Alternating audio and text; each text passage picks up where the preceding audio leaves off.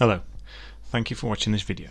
This video is brought to you by betaplan.co.uk, and this video is part of our Permitted Development Rights series, a bunch of short videos with the aim of giving the essential information of how to extend your home without planning permission.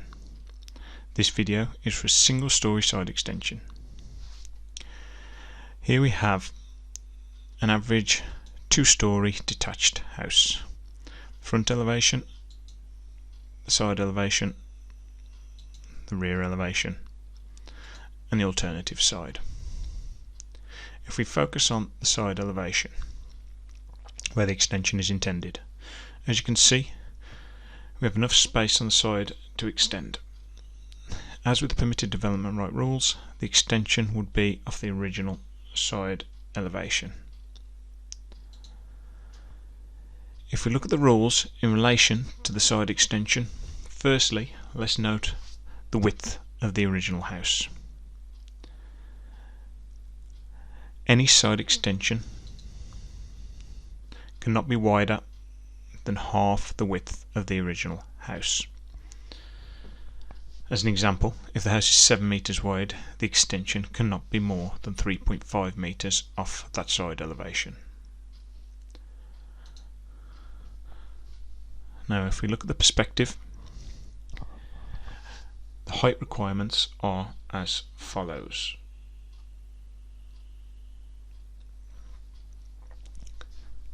It can't be higher than the original roof. The maximum height of the ridge can be no higher than 4 metres. The eaves cannot be higher than 3 metres within 2 metres of the boundary. In this case, the roof is pitched. It can be pitched or flat as long as it's compliant with the requirements. If we take a look at an extension on the side, this example being a pitched lean-to roof. In addition to the side extension, it can also extend past the rear elevation, but this can't be attached to the original house, the rear elevation of the original house. If we take a look here and note the 3 metre dimension. The depth of the projection past the rear elevation is based on the type of house in terms of rear extensions under permitted development rights, i.e. a terrace or a semi-detached can go 3 metres and a detached can go 4 metres past the rear elevation. As mentioned, the projection cannot be off the rear elevation for the side. To clarify an element that comes up with these type of extensions, if we add on a rear extension now, this would be classed as a wraparound. Although both elements, the side and the rear, are compliant with the permitted development rules in their own rights, this extension would not comply with permitted development right rules, and that is for the following reasons. If we look at the width of the original house, it's about 7.1 metres wide.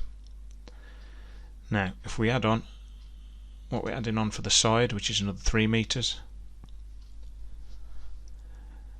this makes the total width across the back of the house over 10.1 metres wide. If they were connected or combined, they form part of the enlarged extension. This is now more than half the width of the original house, which is all that is allowed for a side extension. It's a technicality, but it's a requirement. The wraparound extension, side and rear, would require planning permission. So to clarify, it would require planning permission. Other considerations are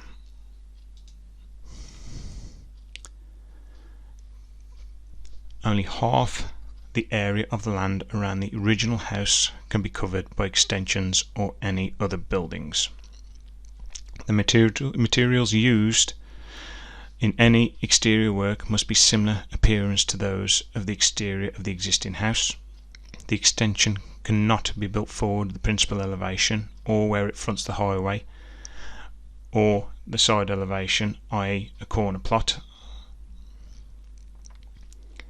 There are some other instances where permitted developments are also not allowed, and that is where the rights have been removed in a designated area, in a conservation area, and on listed buildings. I would always suggest a lawfulness certificate application to the local authority.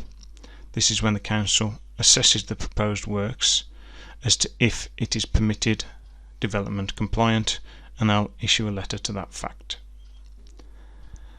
There is a fee involved with that and a timescale, which is normally half of a planning application fee, and the timescale can be up to 8 weeks.